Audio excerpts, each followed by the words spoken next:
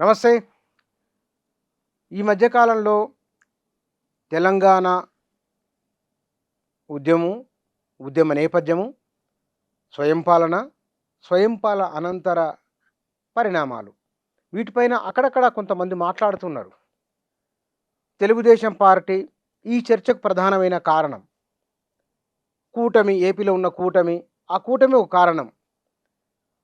తెలంగాణ సమాజం 10 ఏళ్ల కాలంలో టీఆర్ఎస్ఏ అధికారంలో ఉన్నది.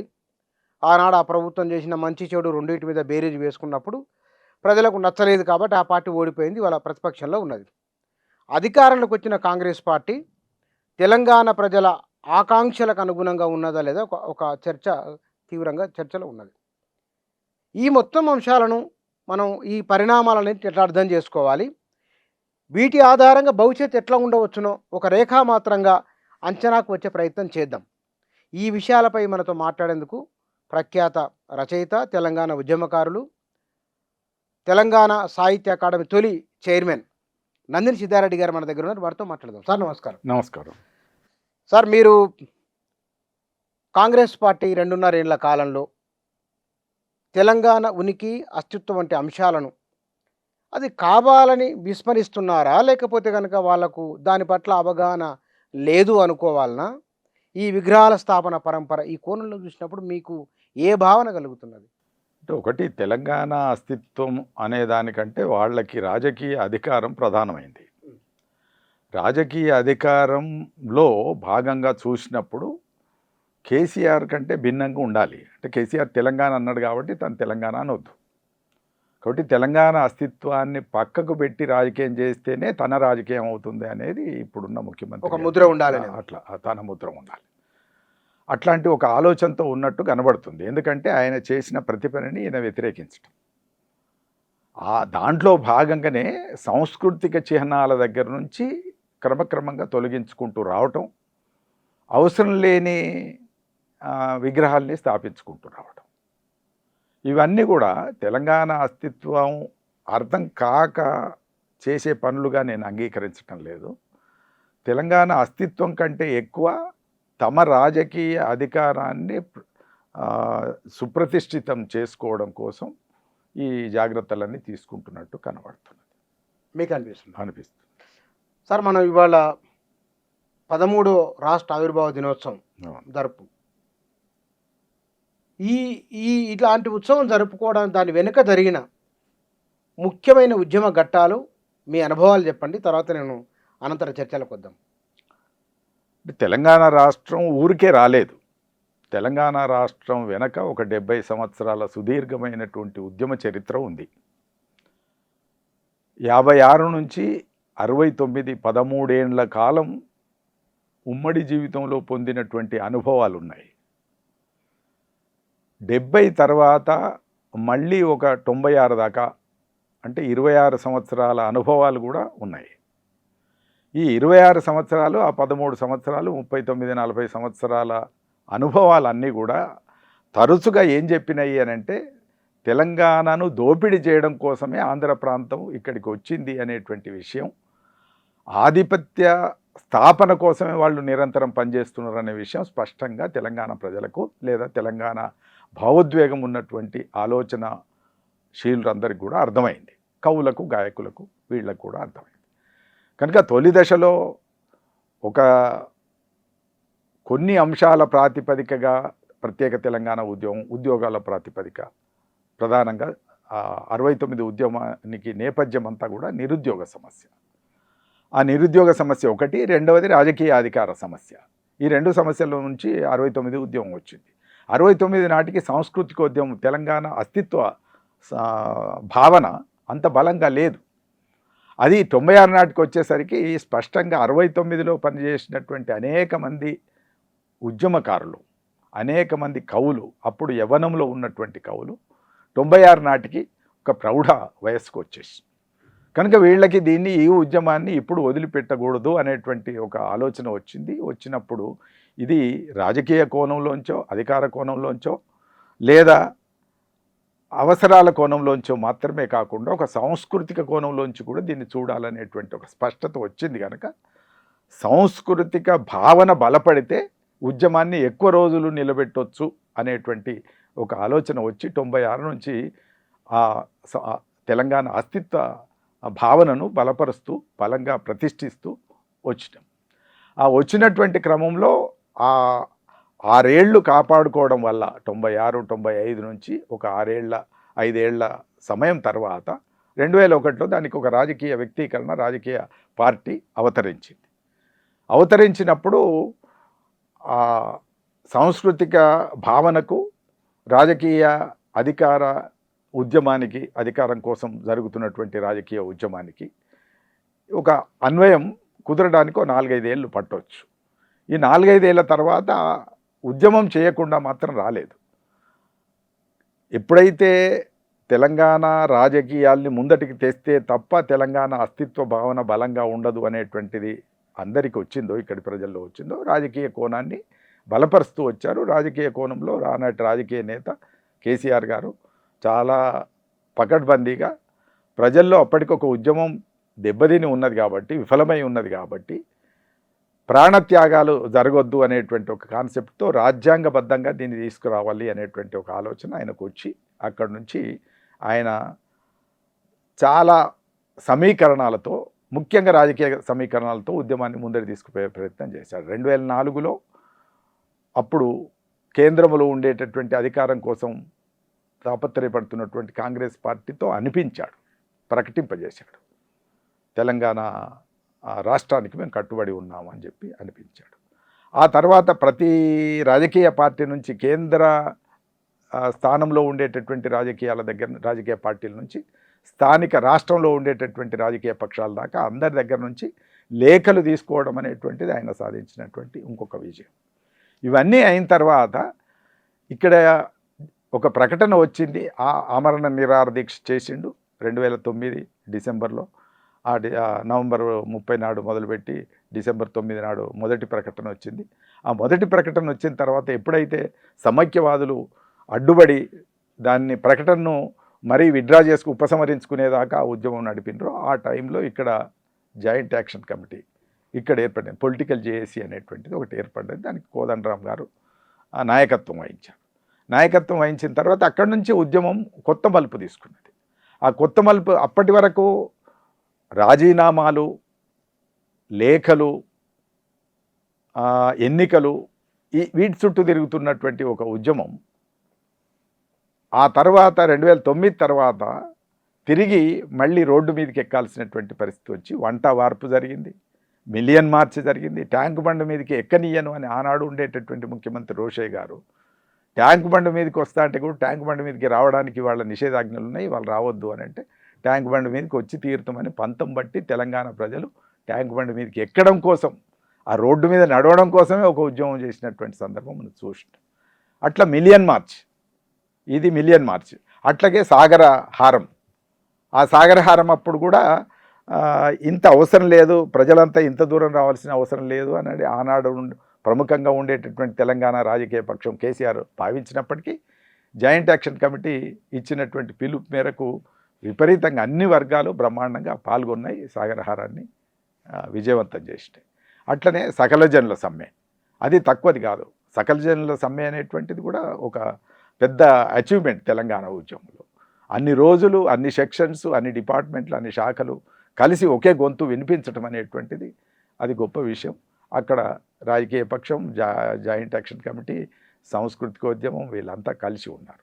ఇక వంట వార్పు కావచ్చు, సడక్ బందులు కావచ్చు, ఇవన్నీ ఎక్కడికక్కడ చేసిన తర్వాత కానీ ఇది బలంగా ఉన్నది, దీన్ని చల్లార్పలేము అనేటువంటి ఒక భావన కలిగింది. దీంట్లో ఎప్పటికప్పుడు ఈ ఉద్యమం జారిపోకుండా నిలబెడుతూ వచ్చింది సాంస్కృతిక ఉద్యమం. తప్పనిసరిగా అటు పాటలు కావచ్చు, ఇటు కవులు, కవితలు కావచ్చు, లేదా ఇతర కళారంగాలు కావచ్చు, ఇవన్నీ కూడా దాని వెనక ఉండి ఈ ఉద్యమాన్ని నీరు గారకుండా కాపాడుతూ వచ్చింది సాంస్కృతిక ఉద్యమం. కాబట్టి ఇవన్నీ బలంగా ఉన్నాయి. దీన్ని ఇప్పుడప్పుడే చల్లార్చడం కష్టమని అనుకున్న దశలో అనివార్యంగా తిరిగి మళ్ళీ ప్రకటన చేసి బిల్లు పెట్టి, కాంగ్రెస్ పార్టీ ఆనాడు బిల్లు పెట్టి పార్లమెంట్లో పాస్ చేయించి చిట్ట చివరికి రాష్ట్రం ప్రకటించేదాకా తీసుకొచ్చింది. దీని వెనుక ఉద్యమాలు అనేక దశలుగా జరిగినటువంటి ఉద్యమాలు ఉన్నాయి. ఈ ఉద్యమాలు ఫలితము తెలంగాణ రాష్ట్రం. ఎస్, 10 ఏళ్ల టీఆర్ఎస్ పరిపాలన, 2.5 ఏళ్ల కాంగ్రెస్ పరిపాలన. అంటే సమయం ఎక్కువ ఉంది కాబట్టి మనం పోల్చలేము. కానీ అవును. వ్యవహరిస్తున్న తీరు, వ్యవహార శైలి, విధానాలు, వాటి ప్రతిఫలనాలు ఎట్లా ఉండవచ్చు? వారివి, వీరివి. అంటే ఒకటి స్పష్టంగా ఏంటిది, అధికారం 2014 వరకు అది ఉద్యమ పార్టీ అని చెప్పుకున్నది. తెలంగాణ రాష్ట్ర సాధన దాని జయం. తెలంగాణ వచ్చిన తర్వాత ఎన్నికలు జరిగినాయి. ఎన్నికలు జరిగిన తర్వాత అధికారంలోకి అదే పార్టీని ప్రజలు విశ్వసించారు కనుక ఎన్నుకున్నారు. ఆ పార్టీకి అధికారం ఇచ్చారు. ఇచ్చినప్పుడు తెలంగాణ భావోద్వేగంతో మొదటి 5 ఏళ్ళు తెలంగాణ భావోద్వేగం బలంగా కనబడింది. నీళ్ళ విషయంలో కావచ్చు, తెలంగాణకు వ్యవసాయం ప్రాణం వంటిది కనుక దానికి విద్యుత్ కరెంట్ ఇచ్చేటటువంటి విషయం కావచ్చు, లేదా ఇక్కడ కొన్ని తెలంగాణ ప్రజల యొక్క అవసరాలు తీర్చేటటువంటి పెన్షన్స్ కావచ్చు, లేదా ఇట్లాంటి ప్రజా అవసరాలైనటువంటి ముఖ్యంగా వ్యవసాయానికి సంబంధించి రైతు బంధు పథకంలో కావచ్చు, ఇవన్నీ కూడా తెలంగాణ వ్యవసాయాన్ని కాపాడుకుంటూ ఆ వృత్తిని ప్రధానంగా పెట్టుకొని వచ్చినటువంటి నీళ్ళ దగ్గర నుంచి ఇవన్నీ ఏ స్కీమ్స్ అయితే ఉన్నాయో అవి ప్రధానంగా పనిచేసినాయి. అవి సరైనటువంటి తెలంగాణ స్పిరిట్తో సాగినటువంటి ప్రయోజనాలు. దీని తర్వాత జరిగింది ఏంటిది, రెండవసారి ఎన్నికలు అయిన తర్వాత ఈ తెలంగాణ స్పిరిట్ ఇంకా అవసరం లేదు అనేటువంటి భావనలోకి అప్పుడున్న నాయకత్వం వెళ్ళిపోయింది. ఎందుకు వెళ్ళింది అనేదే మనకి ఇప్పటి వరకు అర్థం కాదు. ఒకటి వెళ్ళిపోయింది అనడానికి మీ దగ్గర ఏమున్నాయి అని అంటే, మొదటిది పేరు మార్చడం. తెలంగాణ రాష్ట్ర సమితి భారత రాష్ట్ర సమితిగా మారిపోయింది, ఒకటి అయిపోయింది. రెండవది ఎక్కడ మాట్లాడినా ఇంకా మనం అధికారంలో ఉంటాం కనుక ఏ పార్టీ నుంచి వచ్చినా వాడికి తెలంగాణ ఉద్యమ నేపథ్యం ఉన్నా లేకున్నా వాళ్ళందరినీ తీసుకొచ్చి ఇందులో చేర్పించటం అనేటువంటి ఆనాడు స్పష్టమైనటువంటి మెజారిటీ ఉంది. రెండవసారి ఎన్నిక నాటికి స్పష్టమైన సంపూర్ణ మెజారిటీ ఉంది. ఉన్నా కూడా ఇతర పార్టీల్ని, ఇతర ప్రతిపక్షాలని, ముఖ్యంగా కాంగ్రెస్ పార్టీని బతకనీయొద్దు అనేటువంటి ఉద్దేశంతో ఉన్న ఎమ్మెల్యేలందరినీ తీసుకొని వచ్చి ఇందులో కలపడం అనేటువంటిది అది నిజానికి గొంతు నులిమేయటం. కాబట్టి ఆ గొంతు నిలిపేసేటటువంటి పని కూడా చేయడం జరిగింది. ఇట్లా చేస్తున్నటువంటి దశలో స్పష్టంగా ఇక్కడి ప్రజలన్నీ గమనించి ఈ అధికారం కోసం కాదు కదా, ఈ అధికార మార్పిడి అనేటువంటిది తెలంగాణ ప్రయోజనాల కోసమే తప్ప ఈ అధికార మార్పిడి స్వీయ అవసరాల కోసము అనేటువంటి దృష్టిలో పరిపాలన సాగుతుందని ప్రజలు అర్థం చేసుకున్నారు కనుక ఇంకా 100 కారణాలు ఉన్నాయి. తెలంగాణ భావోద్వేగం నుంచి, సెంటిమెంట్ నుంచి వీళ్ళు దూరమైనారని చెప్పడానికి చాలా ఉన్నాయి. ఎందుకంటే ఉద్యోగాల సమస్య అసలు పట్టించుకోలేదు, నిరుద్యోగులకు సంబంధించిన సమస్యలు పట్టించుకోలేదు మొత్తానికి. అట్లనే ఇక్కడ ఎవరిని గొంతు తెరవనీయలేదు. ఇందిరా పార్క్ దగ్గర ఒక ప్రొటెస్ట్కి సంబంధించినటువంటి వేదిక ఉంటే ఆ వేదికను తీసి ఇంకో దగ్గరికి జరిపేశారు. కాబట్టి ఎవడు మాట్లాడడానికి వీలు లేనటువంటి ఒక దుస్థితిని ఇక్కడ తీసుకొచ్చారు. ఏ నియంతృత్వానికి వ్యతిరేకంగానైతే, ఏ ఆంధ్ర ఆధిపత్యానికి వ్యతిరేకంగానైతే పోరాటం చేసినామో ఆ పోరాటం చేసి ఇక్కడి స్వేచ్ఛను, ఇక్కడి ఒక అస్తిత్వాన్ని ప్రకటించుకుంటూ వచ్చిన అస్తిత్వాన్ని కూడా ప్రమాదంలో పడేటంత స్థాయిలో ఈ గొంతులు నొక్కేటటువంటి పని రెండవసారి ఎన్నికైనాక రెండవ దశలో జరిగింది.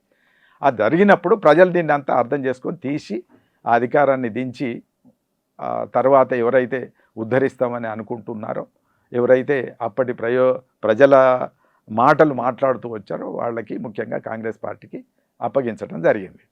అప్పగించిన దాంట్లో కాంగ్రెస్ పార్టీ మీద ఉండే ప్రేమ కొంత అయితే, దానికంటే ఎక్కువ ఈ పార్టీ ఎప్పుడైతే తెలంగాణ ప్రయోజనాల్ని పక్కకు పెట్టిందో, అహంకారం మాత్రమే ప్రధానమై ఉన్నదో, ఈ అహంకారాన్ని తగ్గించాలి, వీళ్ళని నేల మీదకి దించాలి, వీళ్ళు భూమికి జానెడు ఎత్తు నడుస్తున్నారు కాబట్టి జానెడు కిందికి దించాలనేటువంటి ఒక భావోద్వేగంతో ప్రజలు ఒక ఖచ్చితమైన నిర్ణయం తీసుకొని దించారు. దించిన తర్వాత వీళ్ళని ఎక్కించారు. వీళ్ళు 6 గ్యారంటీలు చెప్పారా, 8 గ్యారంటీలు చెప్పారా అనేటువంటిది ఇంకొక అంశం ఉంది. ఈ అంశంలో 6 గ్యారంటీలు చేయలేరు అనేటువంటి విషయం ఆలోచన పరులందరికీ తెలిసిందే. జనానికి కూడా సగం తెలుసు. జనానికి కూడా సగం చేయలేరు అనేటువంటి విషయం స్పష్టత ఉన్నది.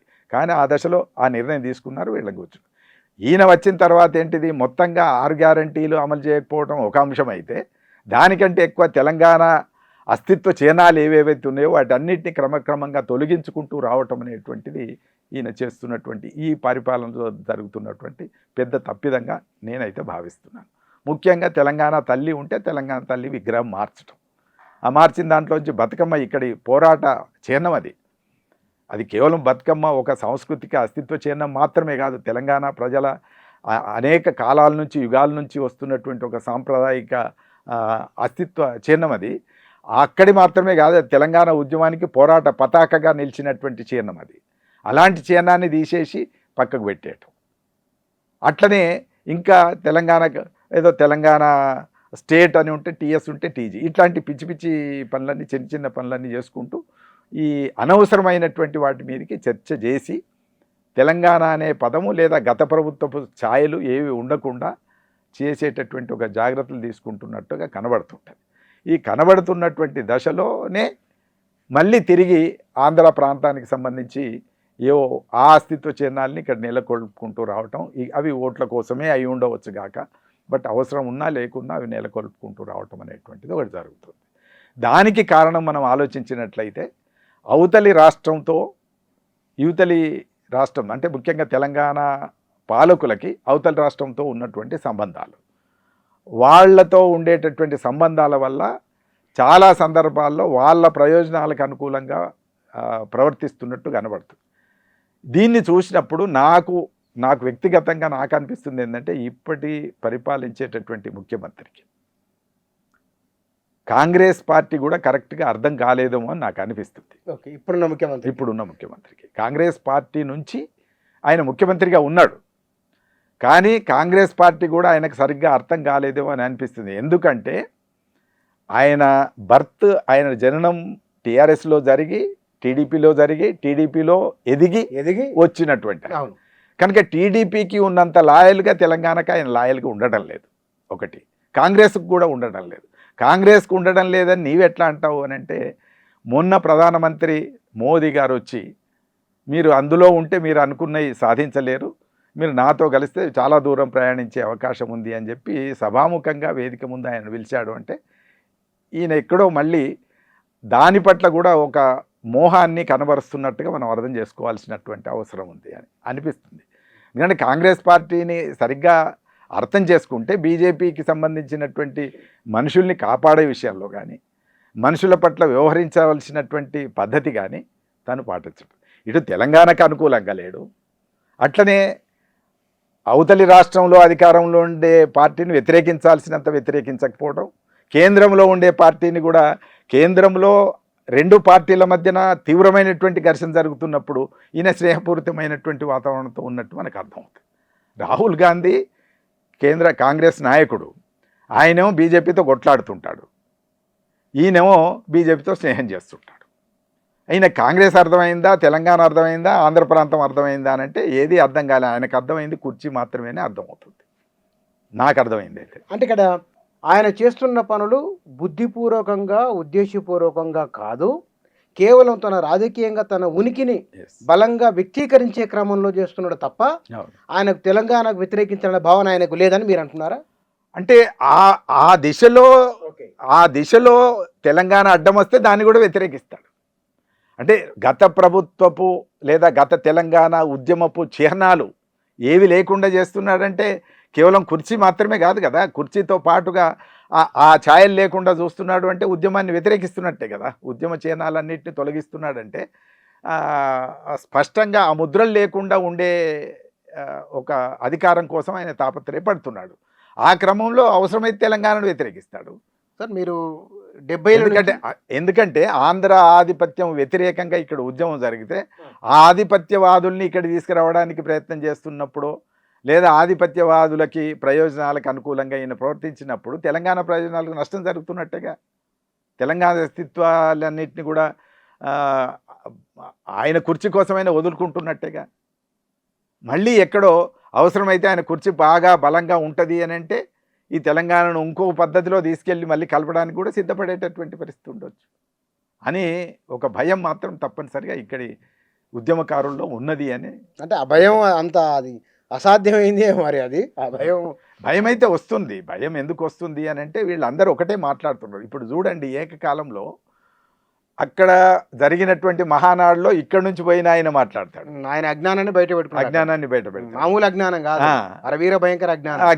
అట్లనే అక్కడ ఒక ప్రభుత్వంలో భాగమైనటువంటి జనసేన పార్టీకి సంబంధించినటువంటి ఇక్కడి మనుషులు వచ్చి ఇక్కడ నాగేశ్వర్ మీదనో ఎవరి మీదనో లేదా పృథ్వీరాజు మీదనో ఎవరి మీదనో ఆయన వాళ్ళ గ్రూప్ వచ్చి ఇక్కడ ఖండిస్తుంది, ఇక్కడ మాట్లాడుతుంది, ఏది పడితే అది మాట్లాడుతుంది. ఆ మాట్లాడేటప్పుడు మళ్ళీ తెలంగాణ వేషం వేసుకొని మాట్లాడుతుంది. అదే అన్యాయం. అది చాలా అన్యాయం కదా. అవమానకరమైంది, అది అన్యాయమైంది. అది జనసేన భావోద్వేగంతో పనిచేస్తున్నటువంటి ఒక సమూహం మళ్ళీ తెలంగాణ ముసుగు వేసుకుంటుంది. తెలంగాణ డ్రామా, డ్రామా అంటే ఇంత జరుగుతున్నది అని అంటే తెలంగాణను తొక్కియాలనేటువంటి క్రమం ఒకటి కొనసాగుతూ ఉన్నది. ఆ క్రమంలో అవతలి వాళ్లకు పాట పాడడం వంత పాడడం అనేటువంటిది కూడా ఉందని అర్థం చేసుకోవాలి. అంటే సార్ ఇక్కడ 70 నుంచి రాజకీయం చూస్తున్నారు మీరు. 82 డిసెంబర్లో ఎన్టీ రామారావు గెలిచిండు ఎన్నికలు. ఎన్టీ రామారావుకు తెలంగాణ ప్రజల భావోద్వేగం అర్థమైందా? ఎన్టీ రామారావు తెలంగాణ హృదయాలలో ఒక ప్రత్యేక సన్నివేశంగా నిలబడ్డా. గొప్ప నటుడు, బీసీలకు ఎస్సీలకు రాజకీయ అవకాశాలు ఇచ్చిన నాయకుడు, అందులో సందేహం లేదు. కానీ ఓవరాల్గా తెలంగాణ సమాజం తీసుకుని తెలంగాణ సమాజపు ఆత్మ ఎన్టీ రామారావు కాగలడా? అంటే ఎన్టీ రామారావు తెలంగాణ ఆత్మ ఎట్టి పరిస్థితులలో కాలేడు. కానీ ఆనాడు ఉన్న పరిస్థితులలో తెలుగు ఆత్మ అనేది కూడా ఒక గౌరవనీయమైనటువంటి నినాదమే. ఆనాడు పరిస్థితి ఏంటిది అని అంటే ఢిల్లీలో ఉన్న తెలుగు వాళ్లను, తెలంగాణని కాదు తెలుగు వాళ్లను, ఆంధ్రుల్ని మద్రాసీలని పిలిచేటటువంటి ఒక వాతావరణం ఉంది. ఈ మద్రాసీలని ఇంకా పిలవడింది స్వాతంత్రం వచ్చి దాదాపు ఒక 30 సంవత్సరాలు జరిగిన తర్వాత, 30 సంవత్సరాలు 32 సంవత్సరాల తర్వాత కూడా ఇంకా మద్రాసీలని పిలవడం అనేటువంటిది ఆంధ్రులకు కానీ ఇక్కడి తెలుగు వాళ్ళకి కానీ వీళ్ళెవరికి కూడా రుచించనటువంటి విషయం. ఆ దశలో ఆయన ఆంధ్రుల ఆత్మగౌరవం పేరుతో, తెలుగువారి ఆత్మగౌరవం పేరుతో ముందుకు వచ్చాడు ఆయన. కాబట్టి తెలుగు ఆత్మ ఆయనకు అర్థమై ఉంటుంది, కానీ తెలంగాణ ఆత్మ పూర్తిగా అర్థమైందని నేను అనుకుంటాను. అయితే ఆయనలో తెలుగు ఆత్మగౌరవాన్ని ముందరికి తెస్తున్నప్పుడు తెలుగు ఆత్మగౌరవం, తెలంగాణ ఆత్మగౌరవం కూడా మేమైతే చూసుకున్నాం. నేను ఆనాడు నేను విద్యార్థిని, మీరు ఆ భావన కలిగింది, నేను ఆ భావన కలిగింది. తెలుగు ఆత్మగౌరవం అనేది కూడా ఇవాళ తెలంగాణ ఆత్మగౌరవం ఎంత రగిలిస్తున్నదో తెలుగు ఆత్మగౌరవం కూడా అంత రగిలించింది. కాబట్టి ఆ గౌరవంలో, తెలుగు ఆత్మగౌరవంలో తెలంగాణ గౌరవం కూడా ఉంది కదా అని ఫీల్ అయినాం. ఎక్కడైతే ఆత్మగౌరవాన్ని ఆధిపత్యం తొక్కేస్తుందో అక్కడ ఆత్మగౌరవం గొంతెత్తి మాట్లాడుతున్నప్పుడు ఆ మాట్లాడుతున్నటువంటి మనిషిలో ఏవో కొన్ని ఆశల్ని మనం చూసుకోవాల్సి వచ్చిన దాంట్లోనే తెలంగాణ కోసం ప్రత్యేకంగా ఉద్యోగాల విషయం మాట్లాడినప్పుడు 610 జీవో ఎన్టీ రామారావు ప్రభుత్వంలో వచ్చిందే. 610 జీవో, 16 జీవో అనేటువంటిది. ఇక్కడ ఎన్జిఓలంతా ఒక 50 రోజులు పెద్ద ఎత్తున సమ్మె చేశారు. ఉద్యోగులకు వ్యతిరేకంగా ఆయన ప్రవర్తించినప్పుడు, తెలంగాణలో ఉద్యోగుల యొక్క భావోద్వేగాలు దెబ్బతిన్నప్పుడు, తెలంగాణ ఎన్జిఓలు పెద్ద ఎత్తున ఉద్యమించినప్పుడు వచ్చినటువంటి జీవోనే, జయభారత్ రెడ్డి కమిషన్ ద్వారా వచ్చినటువంటి జీవోనే 610 జీవో. 610 జీవో ఎన్టీ రామారావు టైంలో వచ్చింది. ఎన్టీ రామారావు టైంలో తెలుగువారి ఆత్మగౌరవం, తెలంగాణ ఆత్మగౌరవం ఉన్న మాట నిజమే ఆనాటికి, ఆ 2-3 ఏళ్ళకి. కానీ తెలుగు వాళ్ళందరూ ఒక దశలో వెల్లోడి ప్రభుత్వంలో మిడతల దండులాగా వచ్చి పడ్డారని చెప్తారు చరిత్ర. వెల్లోడి ప్రభుత్వం ఎప్పుడైతే నిజాం రాజ్యం పోయి వెల్లోడి ప్రభుత్వం వచ్చిందో, వెల్లోడి ప్రభుత్వం ఇంకా బూరుగుల రామకృష్ణరావు ప్రభుత్వం రాకముందే ఆంధ్రులు మిడతల దండులాగా వచ్చి ఇక్కడ పడ్డారు. దాన్ని మిడతల దండ అంటాం. సరిగ్గా రామారావు వచ్చిన తర్వాత 1 సంవత్సరం 2 సంవత్సరాల కాలం ఎవరిని ఎట్లా గౌరవించాలో అట్లా ఉన్నది. కానీ 2 ఏళ్ల తర్వాత ఆయన కూడా దిగిపోయి మళ్ళీ అధికారంలోకి వచ్చిన తర్వాత ఆయన కూడా నియంతలాగా ప్రవర్తించిండు. ఆయన కూడా ఇక్కడ తెలంగాణను అర్థం చేసుకునే నక్సలైట్లు దేశభక్తులు అన్నాడు ఆయన. నక్సలైట్లు దేశభక్తులు అని నినాదం ఇచ్చి తెలంగాణకు వెళ్ళి గెలిచినటువంటి వ్యక్తి తిరిగి నక్సలైట్లను తొక్కేసేటటువంటి ప్రయత్నం ఆయన చేశాడు. ఆ చేసినటువంటి దాంట్లో ఇక్కడ మళ్ళీ మిడతల దండు 2వ దాడి జరిగింది. అప్పుడు ఎన్టీ రామారావు హయాంలో ఆంధ్రులంతా వచ్చి విరివిగా ఇక్కడ ఆస్తులు కొనుక్కోవటం కానీ, ఆస్తులు సంపాదించుకోవటం కానీ, లేదా ఉద్యోగాల్లోకి రావటం కానీ, ఇవన్నీ కూడా 610 జీవో అట్లనే ఉంది. అది అమలు జరగలేదు. పైగా ఆనాడు 60,000 70,000 ఉంటే దాని తర్వాత లెక్కలు చేసినటువంటి వాళ్ళు 1,50,000 దాకా పోయింది. ఆంధ్ర ప్రాంతం వాళ్ళు వచ్చి తెలంగాణ ఉద్యోగాల్లో ఉన్నది అనేది చెప్తున్నారు. కాబట్టి క్రమంగా రామారావు టైంలో కూడా వీళ్ళు చాలామంది ముందటికి వచ్చినారు. ఇది మరీ ఉధృతంగా సాగింది చంద్రబాబు హయాంలో. అంటే దీనికి పాదులు వేసినటువంటి ప్రభుత్వం తెలుగుదేశం ప్రభుత్వమే, ఎన్టీ రామారావు ప్రభుత్వమే. ఆ ఎన్టీ రామారావు తొలి దశలో మాత్రం ఈ ఆత్మగౌరవం, తెలుగువారి ఆత్మగౌరవంలో తెలంగాణ ఆత్మగౌరవం కూడా ఉందని మేము అనుకున్నాం. కొంత 2 సంవత్సరాల పాటు అవినీతికి అంత ఆస్కారం లేనటువంటి పరిపాలన కూడా సాగింది. సురవరం ప్రతాపరెడ్డి జయంతి వర్ధంతి కార్యక్రమాలు మీరు 2.5 ఏళ్ల కాలంలో గమనించండి. గవర్నమెంట్ ప్రభుత్వం అధికార యంత్రాంగం పాల్గొనడం, మంత్రులు ఓన్ చేసుకోవడం కనబడిందా మీకు? 2.5 ఏళ్ళుగా కనబడిందా అంటే ఇప్పుడు పేరు ఒకటి మార్చాడు. తెలుగు విశ్వవిద్యాలయానికి పొట్టి శ్రీరాములు తెలుగు విశ్వవిద్యాలయం అనే పేరు ఉండేది. దాన్ని మార్చమని 2014 నుంచి ఒక డిమాండ్ తెలంగాణ ఉద్యమకారుల నుంచి ఉంది. తెలంగాణ సాంస్కృతిక అస్తిత్వాన్ని ప్రేమించిన వాళ్ళందరి దగ్గర నుంచి ఉంది. నిజానికి అది కేసీఆర్ చేయవలసినటువంటి పని ఆయన చేయలేడు. చేయలేకపోవడం వల్ల తిరిగి ఈయన దగ్గరికి వెళ్ళినప్పుడు అంటే పట్టించుకోలేదా ఆయన? ఏందో అది అంటే ఆయన ఇంకో అంటే నేను ప్రత్యేకంగా మాట్లాడిన ఆ విషయంలో మాట్లాడినప్పుడు ఆయన అన్నది ఏంటంటే ఒక కులానికి సంబంధించిన చయనం అయిపోయింది అది. పొట్టి శ్రీరాములు కేవలం ఆంధ్ర ప్రాంతానికి అనే కాదు, ఒక కులానికి సంబంధించిన వాళ్ళు, తెలంగాణ వాళ్ళు కూడా తమ కులాన్ని దాంట్లో చూసుకుంటున్నారు, శ్రీరాముల్లో చూసుకుంటున్నారు, కనుక మనం మారిస్తే గొడవలు అవుతాయి అని ఆయన భావించినటువంటిది మనకు అర్థమైంది. అట్లా చెప్పిండు. ఆ తదనంతర కాలంలో మళ్ళీ రిప్రజెంటేషన్ చేసినప్పుడు వాళ్ళ కుటుంబం మాత్రం ఎప్పటికీ రిప్రజెంటేషన్ చేస్తున్నది. వాళ్ళ కుటుంబం చేస్తున్నది, కొంతమంది ఉద్యమకారులు కూడా చేస్తున్నారు. ఆ చేస్తున్నటువంటి క్రమంలో వాళ్ళు ప్రకటించి చేయలేరు. ఇప్పుడు ఈయన ప్రకటించకపోయినా కూడా యూనివర్సిటీ పేరు మార్చి అదొక మంచి పని చేశాడు సురవరం ప్రతాపరెడ్డి పేరు. కానీ దాంట్లో యాక్టివ్గా పాల్గొంటున్నారా లేదా అని అంటే అంతకుముందు సంవత్సరం కొంతమంది మంత్రులు పోయినట్టున్నారు, కానీ ఈ సంవత్సరం మంత్రులు ఎవరు పోయినట్లేదు. అంటే ఎన్టీ రామారావు విగ్రహ ఆవిష్కరణలో వీళ్ళు ఉన్నారు. అదే లాస్ట్ ఇయర్ పోయినారు. హైదరాబాద్లో జరిగిన ఒక దృశ్యం, అవును, ఎన్టీ రామారావు విగ్రహావిష్కరణ దగ్గర వీళ్ళున్నారు. అవును, తెలంగాణ ఆత్మగౌరవ ప్రతీక సురవరం ప్రతాపరెడ్డి. అవును, ఆయన గురించి అసలు మరునాడు పత్రికల్లో, టీవీల్లో మరి అంత అంటే ప్రాధాన్యత. ఇవి చాలా చిత్రంగా జరుగుతుంటాయి. ఎట జరుగుతాయో ఎందుకు జరుగుతాయో కానీ నాకు తెలియదు. కానీ ఇప్పుడు ఆంధ్ర ప్రాంతపు నాయకుడి విగ్రహ ప్రతిష్ఠ దగ్గర తెలంగాణ పాలకులు ఉన్నారు. సురవరం ప్రతాపరెడ్డి జయంతి సభలో చాలా ఆశ్చర్యంగా ఆంధ్ర ప్రాంతానికి సంబంధించిన ఒక సాంస్కృతిక ప్రతినిధి ఉన్నాడు. ఎందుకంటే ఆ రోజు పురస్కారం నేను తీసుకున్నాను. నాకు ఎవరు ఇచ్చారు అంటే 30 వెంకయ్య నాయుడు ఇచ్చాడు. మరి ఆయన ఎవరు అని అంటే ఆంధ్ర ప్రాంతానికి సంబంధించిన ఒక సాంస్కృతిక ప్రతినిధి, భారత పూర్వ ఉపరాష్ట్రపతి అయి ఉండవచ్చు. కానీ ఆయనకు ఉండే ముద్ర అది ఆంధ్ర ఆధిపత్యం ఉంటారు కదా, అట్లా ఉంది. అంటే ఆయన ఇక్కడికి వచ్చాడు, వీళ్ళు అక్కడికి పోయారు. ఇది ఒక ఐరనీ. మరి ఎట్లా అర్థం చేసుకోవాలి మరి అది? అందుకే అంటున్నా కదా, ఇప్పుడు ఏది ఎట్లా అని అర్థం చేసుకోవటం అనేటువంటిది చాలా కష్టమైనటువంటి సందర్భం ఏర్పడుతుంది. కానీ ఇప్పుడు ఇక్కడ కూడా బాలసుబ్రహ్మణ్యం విగ్రహం పెట్టినప్పుడు రవీంద్ర భారతిలో పెడతా అంటే మన వాళ్ళు బాగా వ్యతిరేకించినారు. అన్ని విగ్రహాల దగ్గర అట్లా వ్యతిరేకిస్తారా? అది కొంచెం ఆలోచించవలసినటువంటి సమస్యనే. ఆ విగ్రహం దగ్గర వ్యతిరేకిస్తూ ఉన్నప్పుడు భావోద్వేగంతో ఏమన్నాం, పెట్టినా గోల్చేస్తాం అన్నాం. ఇప్పుడు రామారావుది పెట్టారు, రామారావుది కూడా పెట్టినాక గోల్చేస్తాం. కూల్చేయగలరా? పెట్టినా కూల్చే ఎక్కడిది, అదే జరగదు కదా. కానీ భావోద్వేగంతో మనం మాట్లాడతాం. అది ఏ సన్నివేశమో తెలియదు, ఏ సన్నివేశమో తెలియదు. కాబట్టి ఇప్పుడు కూల్చడం అనేటువంటిది, పెట్టడం అనేటువంటిది అది ఇంకొక అంశం అని నేను అనుకుంటాను. ఎందుకంటే ఉద్యమం ఉధృతంగా జరిగేటప్పుడు తెలంగాణ భావోద్వేగంతో మనం మిలియన్ మార్చ్ ముఖ్యంగా హుస్సేన్ సాగర్ మీదకి వచ్చినాడు. ఆంధ్రులకు సంబంధించిన విగ్రహాలు కొన్ని పడగొట్టి హుస్సేన్ సాగర్లో వేశారు.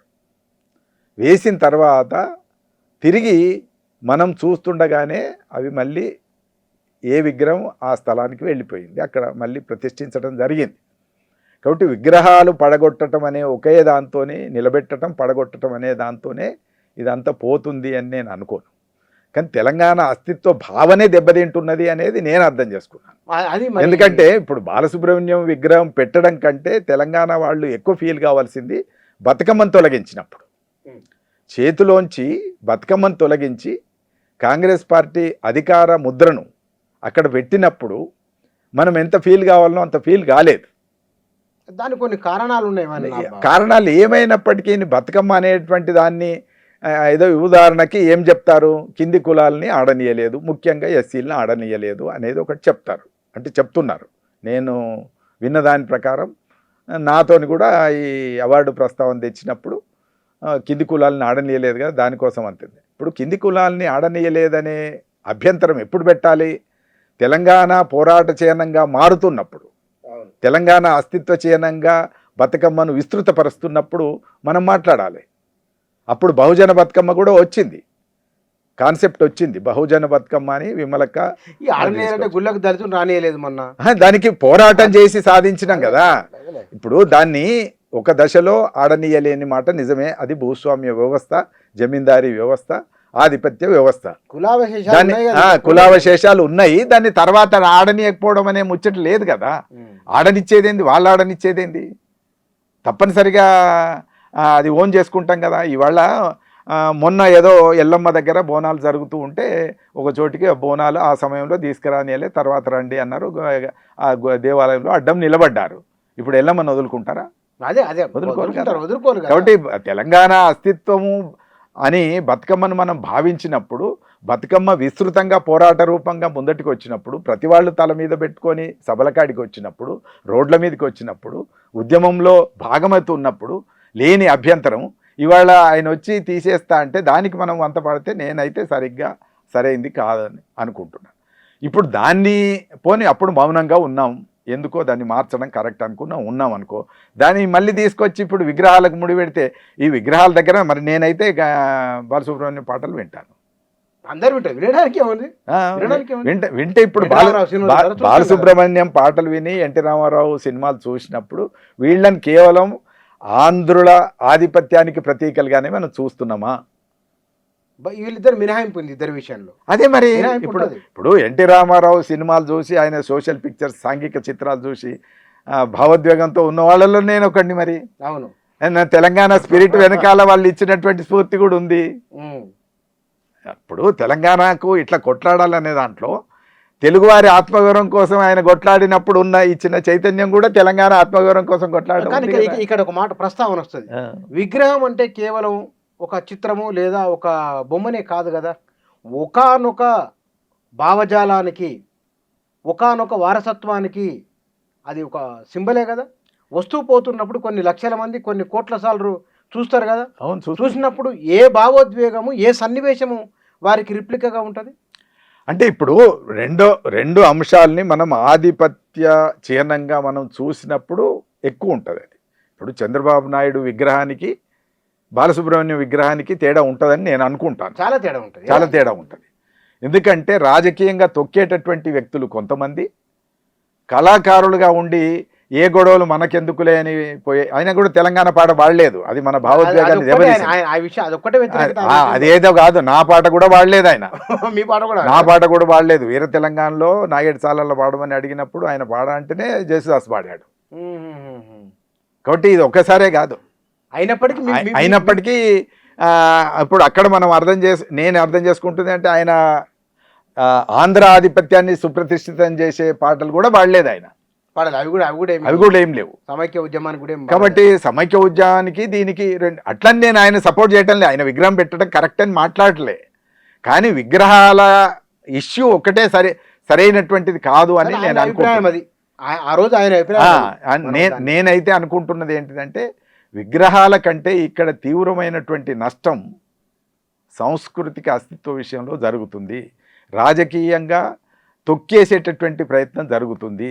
ఇక్కడ కూడా ఎవరిని మాట్లాడాలి అనేటువంటి ఒక వాతావరణం ఏర్పడుతుంది. వీటన్నిటిని కూడా మనం ఇవాళ చర్చించాల్సి లేదా వీటన్నిటిని వ్యతిరేకించాల్సినటువంటి పరిస్థితి ఉంటుంది. ఉద్యోగాల విషయంలో మనం చూస్తున్నాము, నిరుద్యోగులు పోయి ఘర్షణ పడుతుంటే వాళ్ళని కూడా తొక్కేస్తున్నారు. ఆయన ఎట్లా తొక్కేసినాడో ఈయన అట్లా తొక్కేస్తున్నాడు కదా. వాళ్ళ దగ్గరికి పోయి లాఠీ చార్జ్ చేసిన అంశం ఉంది కదా. చిక్కడపల్లిలో, అశోక్ నగర్లో లాఠీ చార్జ్ జరిగింది కదా, పోలీసు వాళ్ళు వెళ్ళిండ్రు కదా. ఇవన్నీ ఏంటి? కాబట్టి వీటన్నిటి విషయంలో ఎందుకు మనం పట్టించుకోవద్దు? వీటన్నిటి విషయంలో కూడా పట్టించుకోవాల్సినటువంటి అవసరం ఉంది. నిజానికి తెలంగాణ ఉద్యమం నాటు ఏ స్ఫూర్తి అయితే ఉందో, ఏ భావోద్వేగం బలంగా అయితే ఉందో, అలాంటి ఒక భావోద్వేగం నిర్మాణం కావాల్సినటువంటి అవసరం ఉంది. ముఖ్యంగా తెలంగాణ రాష్ట్ర ఆవిర్భావం ఉత్సవాలు చేసుకుంటున్నామంటే ఉత్సవాల సందర్భంగా తెలంగాణ ఉద్యమాలన్నింటినీ మళ్ళీ గుర్తు చేసుకోవాలి. తెలంగాణ అమరవీరుల యొక్క త్యాగాల్ని గుర్తు చేసుకోవాలి. ఆ త్యాగాల్లోంచి తప్పనిసరిగా ఒక స్ఫూర్తిని మనం పొంది కొత్త తరానికి ఈ చరిత్ర చెప్పాలి, కొత్త తరాన్ని తెలంగాణ భావోద్వేగంలోకి లాక్కు రావాల్సిన లేదా వాళ్ళలో హృదయం నిండా నింపాల్సినటువంటి అవసరం ఉందని నేను భావిస్తాను. మనకు 2010, 2009, 10 నాటికి రాజకీయ పరంగా కొన్ని కొత్త పదాలు మనం వినాలి. నరేషన్ అనే ఒక కొత్త పదం వచ్చింది ఇప్పుడు. అవును, ఒక నరేషన్ బిల్డప్ చేస్తున్నారు. అవును, ఆ నరేషన్ బిల్డప్ చేయడం జరుగుతుందని అంటున్నారు కదా. అవును. ఇవాళ తెలంగాణ సమాజం ఏ నరేషన్ బిల్డప్ చేయాల్సిన అనివార్యత ఉంది, అవసరం ఉందని మీరు అనుకుంటున్నారు? అంటే నరేషన్ అన్నప్పుడు ఏంటిదంటే తప్పనిసరిగా తెలంగాణ అంటే అది ఇక్కడి అనేక వర్గాల యొక్క ప్రయోజనాలని భిన్నంగా ఉండదు. తెలంగాణ అస్తిత్వ భావన మరింత బలంగా మనం నిర్మించాలి. ఒక నరేషన్ను బిల్డప్ చేయాలి, ఒక కథను లేదా ఒక వ్యాఖ్యానాన్ని, ఒక భావోద్వేగాన్ని మనం క్రియేట్ చేయాలి, ప్రచారం చేయాలి. ఇది అంతా మళ్ళీ ఇక్కడి అవసరాలకు, ఇక్కడి వర్గాల యొక్క ప్రయోజనాలకు, ఇక్కడి ప్రజల యొక్క ప్రయోజనాలకు భిన్నంగా ఉంటాయా అంటే ఉండవు. తప్పనిసరిగా నిరుద్యోగులకు సంబంధించినటువంటి సమస్యని ఇవాళ కేంద్ర ప్రభుత్వం కానీ రాష్ట్ర ప్రభుత్వం కానీ అడ్రస్ చేయటం లేదు. అడ్రస్ చేయనప్పుడు వాళ్ళ అవసరాలని తీర్చకపోతే తెలంగాణ ఉద్యమం కూడా అది సరిగ్గా వాళ్ళ ప్రయోజనాల్ని అర్థం చేసుకోలేదని అనాల్సి వస్తుంది. కాబట్టి తెలంగాణ ఉద్యమంలో నీళ్లు, నిధులు, నియామకాలు అన్నప్పుడు నీళ్ళ విషయం కొంత జరిగి ఉండొచ్చు, నిధుల విషయంలో కొంత జరిగి ఉండొచ్చు, కానీ నియామకాల విషయంలో చాలా అశ్రద్ధ జరిగింది. అది ఇవాళ మనం పట్టించుకోవాలి. ఈ నరేషన్ ఇక్కడి ప్రజల సమస్యల్లోంచే నరేషన్ బిల్డప్ చేయాలి. తెలంగాణ అస్తిత్వం అంటే సమస్యలకు దూరంగా ఉండే అస్తిత్వం కాదు. తెలంగాణ అస్తిత్వంలో ఇక్కడి ప్రజల యొక్క, ఇక్కడి సమూహాల యొక్క, ఇక్కడి బృందాల యొక్క సమస్యల్ని కూడా మనం, వివిధ సెక్షన్ల యొక్క అవసరాలని కూడా మనం లెక్కలోకి తీసుకోవాలి. అట్లా నిరుద్యోగాలు, అట్లనే మాట్లాడే అవకాశాన్ని కూడా, ఇప్పుడు మొన్న ఆయన ఉన్నాడు, ఎవరు ఇక్కడ ఒక ఇన్సిడెంట్ జరిగింది, ఆ ఇన్సిడెంట్లో న్యాయం కోసం మాట్లాడుతున్నాడు తెలంగాణ శ్యామ్. పొద్దున్నే ఆయన స్నానానికి వెళుతూ ఉంటే ఆయన ఇంటికి పోలీసు వాళ్ళు వెళ్ళి స్నానం చేయకుండా అడ్డుకున్నారు. మొత్తం న్యాయం అది. టవల్ మీద ఉన్నాడు ఆయన. ఆ టవల్ మీద ఉన్నప్పుడు స్నానం చేయకుండా అడ్డుకొని అరెస్ట్ చేస్తామంటారు. అరెస్ట్ చేసి తీసుకొచ్చారు, హౌస్ అరెస్ట్ చేసినే కాదు, బయటకు ఎక్కడు. ఆయన ఏంది ఒక ఇష్యూలో న్యాయం జరగాలని నిరాహార దీక్ష చేస్తాడు. ఆయన ఇంటికి పోయి వీళ్ళు తీసుకొచ్చారు. ఏంటది చెయ్యని? ఎక్కడ జరుగుతున్నది అంటే ఇక్కడి సమస్యల్ని, ఇక్కడి అవసరాల్ని, ఇక్కడి ప్రయోజనాల్ని దృష్టిలో పెట్టుకొని అస్తిత్వ నరేషన్ జరగాలి. సాంస్కృతిక అస్తిత్వం ఒకటే కాదు, రాజకీయ అస్తిత్వం, సాంఘిక అస్తిత్వం, వీటన్నిటి నుంచి ఒక సమన్వయం జరగాల్సినటువంటి అవసరం. జూన్ 2వ తారీఖు తెలంగాణ ఆవిర్భావ దినోత్సవం. మాజీ ముఖ్యమంత్రికి, ఈ ముఖ్యమంత్రికి విస్పష్టంగా వారు లోపాలు ఏవో చెప్పారు కదా, వారు సరిదిద్దుకొని ఎట్లా ముందుకు వెళ్ళాలని కూడా చెప్పండి. మొదలు కేసీఆర్ చెప్పండి. కేసీఆర్ గురించి ఆయన ఏం సరిదిద్దుకోవాలి? మన రాష్ట్ర ఆవిర్భావ దినోత్సవం, ఈయన తెలుగుదేశం నుంచి రావచ్చు కాక, కానీ తెలంగాణ బిడ్డ, ఇక్కడ పుట్టిన ఆయన కాబట్టి కొన్ని మీరు అన్నారు, అవతల వాళ్ళను గుడ్డిగా వ్యతిరేకిస్తూ కొన్ని నిర్ణయాలు తీసుకోవచ్చు. పరిపాలనలో తన ముద్ర ఉండాలనే తాపత్రయం ఉండవచ్చు, లేదా సరైన అవగాహన కల్పించే వాళ్ళు లేకపోవచ్చు. పైగా ఇంకోటి ఏమైందంటే ఆ మంత్రివర్గంలో ఉన్న వాళ్ళు ఎవరు ఈయన ముఖ్యమంత్రిగా ఉన్న సహించనట్లుంది బహుశా అని ఒక అభిప్రాయం పబ్లిక్ లో ఉన్నది. వయసులో చిన్న చాలా వేగంగా ఎదిగిండి ఆయన. ఆ ఎదుగుదలను ఒరవలేకపోవచ్చు, తప్పులు చేయను వదిలేను, ఏం జరిగిందో తెలియదు మనకు. ఆ ముఖ్యమంత్రికి, ఈ ముఖ్యమంత్రికి మీరు చేసే సూచనలు అంటే, మనం ముఖ్యమంత్రులకు సూచనలు చేసేంత పెద్దవాళ్ళం కాకపోయినప్పటికీ ఉద్యమకారుడిగా నాకు హక్కు ఉంటుందని అనుకుంటే, తెలంగాణ అస్తిత్వ ప్రేమికుడిగా, ఉద్యమకారుడిగా నాకు హక్కు ఉంటుంది అనుకుంటే, ఆయనకు నేనేమంటా అంటే, 2వ దశలో వదిలిపెట్టినటువంటి తెలంగాణ స్ఫూర్తిని ఆయన తిరిగి తెచ్చుకోవాలి. గత ముఖ్యమంత్రి ముఖ్యంగా కేసీఆర్ గారు మొట్టమొదటగా ఆయన చేయవలసిన పని ఏంటిది అని అంటే, భారత రాష్ట్ర సమితిని తిరిగి తెలంగాణ రాష్ట్ర సమితిగా మార్చాల్సినటువంటి అవసరం ఒకటి. 2వది, ఆయన ప్రతి పనిలో మొదటి దశలో తెలంగాణ కనబడేది, ఆయన మాటల్లో తెలంగాణ కనబడేది, ఆయన ఆచరణలో, పనిలో, ప్రతి ఉపన్యాసంలో, ప్రతి భాషణంలో తెలంగాణ కనబడేది. ఒక 2 సంవత్సరాలు, 5 ఏళ్ళు అనలేను కానీ ఒక 2 సంవత్సరాలు కనబడేది. తొలి 2 ఏళ్ళు 14, 16 తర్వాత కొంచెం కొంచెం మార్పు ఉండొచ్చు. 17లో మళ్ళీ ఎలక్షన్ వెళ్తాడు కాబట్టి ప్రపంచ తెలుగు మహాసభలు చేసినాం, అది తాను నేను కలిసే చేసినాం. చేసినప్పుడు తెలంగాణ భావోద్వేగం బ్రహ్మాండంగా నిర్మాణం అయిందని ఆయన కూడా సంతోషపడ్డాడు. తెలుగు భావోద్వేగం, తెలంగాణ భావోద్వేగం రెండు కూడా నిర్మాణం జరిగినాయి, పెద్ద ఎత్తున సభలు జరిగినాయి. అంటే అట్లో ఇట్లో కనీసం ఏదో ఒక పర్సెంటేజ్ ప్రకారం 17 దాకా అది సాగింది. 18 తర్వాత తెలంగాణ దాదాపుగా 10% 8% పడిపోయి బహుశా జీరోకి కూడా పోయింది అని అన్న ఆశ్చర్యం కర్లేదు. అట్లాంటి దశలో అట్లా గ్రాఫ్ అట్లా పడిపోయినటువంటి దశ నుంచి తిరిగి ఆయన భాషణంలో, ఆయన ఆలోచనలో, ఆయన వ్యూహంలో, ఆయన ప్రతి పనిలో, ప్రతి కార్యాచరణలో తెలంగాణ ఉండాలి, తెలంగాణ ప్రయోజనమే ప్రధానం కావాలనేది ఆయన అట్లా మలుచుకుంటే బాగుంటుంది. దానికి తెలంగాణ ఏ పాలకుడైనా కూడా ప్రజల కంటే గొప్పవాడు కాదు. ప్రజలు దించేస్తే దిగిపోయేటటువంటి వాళ్ళమే ఏ పాలకులైనా. అట్లాంటప్పుడు ప్రజలు తప్పు చేసిండ్రు అనేటువంటి భావన ఆయన 1-2 సార్లు మాట్లాడుతూ అన్నాడు. ప్రజలు తప్పు చేయలేదు, ప్రజలు హెచ్చరించేటటువంటి పని చేశారు. తెలంగాణ భావోద్వేగం నుంచి నువ్వు దూరమైనవు గనక నిన్ను పక్కకు పెడుతున్నాం అని చెప్పి పక్కకు పెట్టారు. అంటే మాకు దూరం అవుతున్నావు కూడా అనుకోవచ్చు. మాకు దూరం అవుతున్నావు, తెలంగాణకు దూరం అవుతున్నావు. అంటే ఒక ఉద్యమకారుడి నుంచి ఆశించినవి అందుతలేవు, అవి దూరం అయిపోయినాయి. కాబట్టి ఆయన పక్కకు పెట్టాలి అని అనుకున్నారు, పక్కకు పెట్టారు. పక్కకు పెట్టినప్పుడు అది ప్రజల తప్పు కాదు. మనం ఎక్కడ తప్పిపోయామో కూడా ఆలోచించాలి, ఆత్మవిమర్శ చేసుకోవాలి. నన్ను అడిగితే గత ముఖ్యమంత్రి ఆత్మవిమర్శ చేసుకుంటే అన్నీ ఆయనకు అర్థమవుతాయి.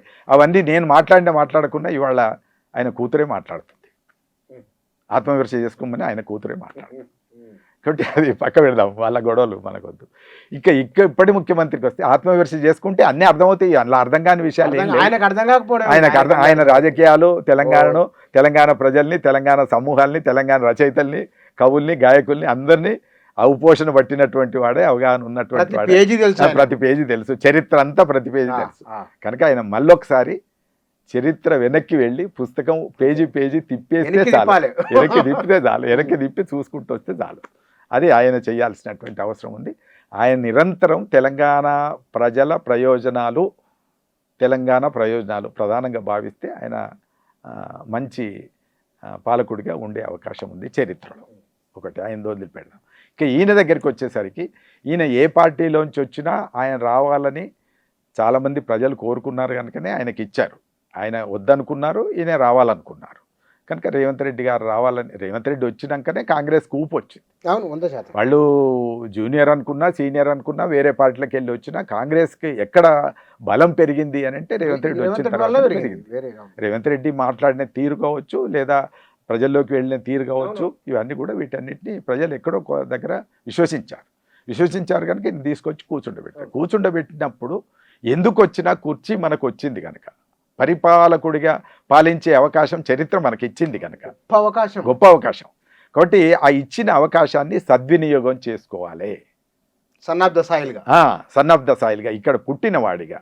నువ్వు ఇంతకుముందు ప్రేమించినవే లేదో నాకు తెలియదు, కానీ ఇప్పుడైతే నువ్వు ముఖ్యమంత్రిగా అయిన తర్వాత ఇక్కడి నేలలో, ఇక్కడి గాలి పీల్చిన వ్యక్తిగా, ఇక్కడ పుట్టిన వ్యక్తిగా తప్పనిసరిగా తెలంగాణను ఓన్ చేసుకోవాలి. ఆ ధైర్యం కూడా ఈ నేలలో ఇచ్చింది. ఎస్, ఆ స్పిరిట్ ఇట్లా చెయ్యి ఇట్లా అనేది అంతా కూడా, ఈ స్ఫూర్తి అంతా ఎక్కడి నుంచి వచ్చింది? ఆయన పాలకులు లేదా ఆయన నమ్ముతున్నటువంటి వ్యక్తులు గురువులుగా ఉంటే ఉండొచ్చు, కానీ ఆయనకు ఊపిరి పోసింది ఈ నేల, జ్ఞానం ఇచ్చింది ఈ నేల, అనుభవం ఇచ్చింది ఈ నేల, తెలివితేటలు ఇచ్చింది ఈ నేల. కాబట్టి ఈ నేల అవసరాలని ఆయన గుర్తించుకోవాలి. చరిత్రలో పదే మనకు పాలించే అవకాశం రాదు.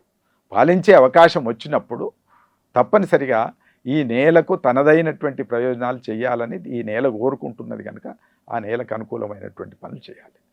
ఉద్యోగాలు కావచ్చు, లేదా తెలంగాణ సంస్కృతికి అస్తిత్వ చిహ్నాలు కావచ్చు, లేదా తెలంగాణకు సంబంధించినటువంటి ప్రయోజనాలు ఏవైనా కావచ్చు, వాటన్నిటి పట్ల ఆయన ఆధారంగా ఉండాలి. తెలంగాణ వాళ్ళు అడుగుతున్నారు, గద్దర్ విగ్రహం పెట్టమంటున్నారు, గూడాంజయ్ విగ్రహం పెట్టమంటున్నారు. ఇవన్నీ ఆ విగ్రహాలు పెట్టుకున్నారు ఏదో జయశంకర్ విగ్రహం, ఇట్లాంటి ఉద్యమకారులకు, అమరులకు సంబంధించినటువంటి అదేదో ధామం ఆయన కట్టాడు, అది మధ్యలో వదిలిపెట్టాడు. ఆ ధామాన్ని వాళ్ళదెవరిదో అనుకోవాల్సిన అవసరం లేదు. ఆ ధామం ఎక్కడ ఆగిపోయిందో అక్కడ నుంచి అది ప్రజల సొమ్ము. కేసీఆర్ నిర్మించినా అది ప్రజల సొమ్మే. కాబట్టి ప్రజల సొమ్మే కనుక అమరవీరులకు సంబంధించిన చిత్రపటాలు కావచ్చు, అమరవీరులకు సంబంధించిన చరిత్ర కావచ్చు, అవన్నీ దాన్ని ఓపెన్ చేసి దాంట్లో ఏమేమి ఉండాలో అవన్నీ చేసి అమరవీరుల జ్ఞాపక చిహ్నాలన్నింటినీ కూడా దాంట్లోకి తీసుకురావాల్సినటువంటి పని ఈయన చెయ్యొచ్చు. అట్లనే ఎవరెవరి విగ్రహాలు పెడితే తెలంగాణ ఐకాన్స్ అనుకునేవాళ్ళు, ఆ విగ్రహాలు పెడితే తెలంగాణ అస్తిత్వం సంతోషపడుతుంది అని అనుకుంటుందో, తృప్తి పడుతుంది అనుకుంటుందో ఆ విగ్రహాలన్నీ కూడా పెట్టాలి. జయశంకర్ విగ్రహం కావచ్చు, విద్యాసాగర్ రావు విగ్రహం. విద్యాసాగర్ రావు వ్యతిరేకి కాదు కదా, నీళ్ళ కోసం కొట్లాడిండు కదా, అనేక వ్యాసాలు రాసిండు కదా, ఉద్యమంలో కలిసి నడిచిండు కదా.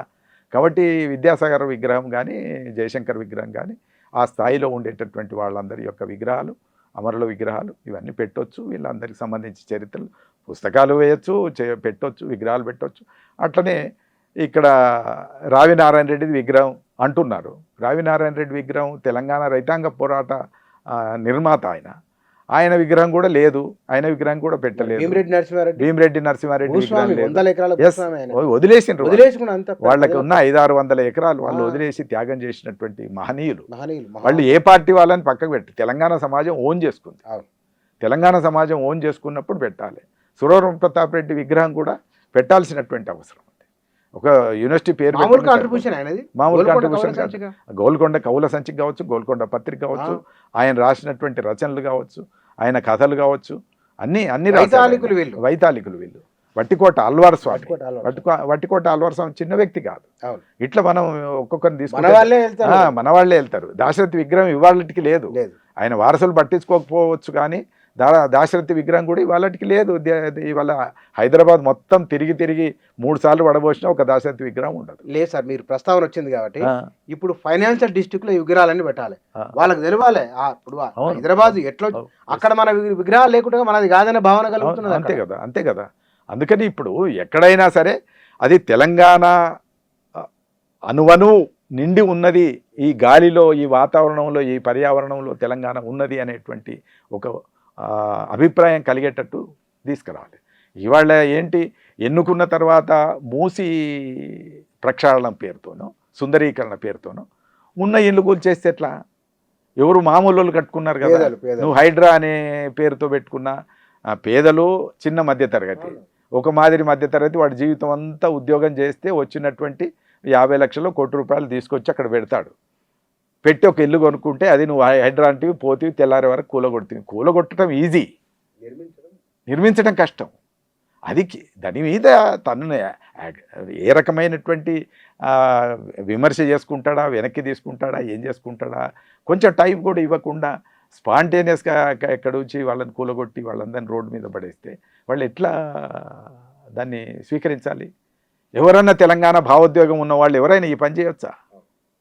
ఇప్పుడు మూసీ సుందరీకరణ అవసరమే, మాకు మూసీ నది కూడా అవసరమే, కానీ మూసీ నదితో పాటు ఇక్కడి ప్రజలు కూడా అవసరమే, ఇక్కడి పేదలు కూడా అవసరమే, వాళ్ళ ఇల్లు కూడా అవసరమే. వాళ్ళ ఇల్లు లేకుండా నువ్వు మూసీ సుందరీకరణ చేసి ఏం చేస్తావు? ఎవరి కోసం చేస్తావు?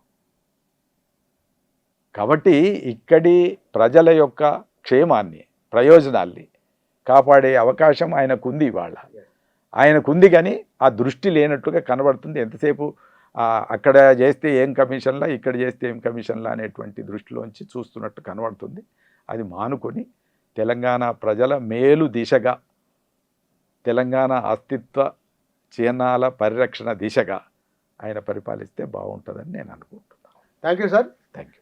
ముగింపు కూడా సారు చెప్పిన దాంట్లోనే, గత ముఖ్యమంత్రి అయినా ఏ ముఖ్యమంత్రి అయినా సరే తెలంగాణ ఒక భావోద్వేగం తో కూడుకున్న ఒక ఉద్యమము, ఒక అనుభవము, ఒక ప్రాంతము, ఒక రాష్ట్రము.